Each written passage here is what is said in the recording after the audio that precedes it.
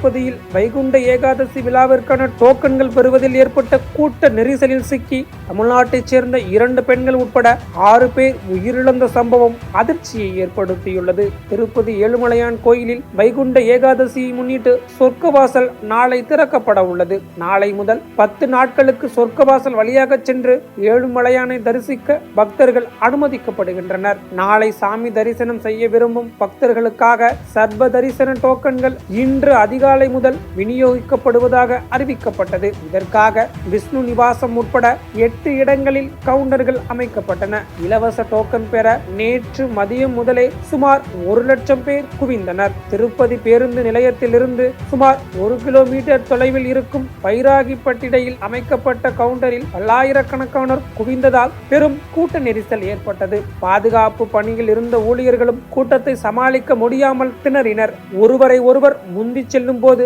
தள்ளுமுள்ளு ஏற்பட்டு பலர் கீழே விழுந்தனர். அவர்கள் மீது மற்றவர்கள் ஏறி நடந்து சென்றனர். கூட்ட நெரிசலில் சிக்கியவர்கள் கதறி துடித்ததால் அந்த பகுதியே போர்க்களம் போல் காட்சியளித்தது. இதில் தமிழ்நாட்டைச் சேர்ந்த 2 பெண்கள் உட்பட 6 பேர் உயிரிழந்தனர். மேலும் 30க்கும் மேற்பட்டோர் படுகாயங்களுடன் மருத்துவமனையில் அனுமதிக்கப்பட்டிருக்கின்றனர்.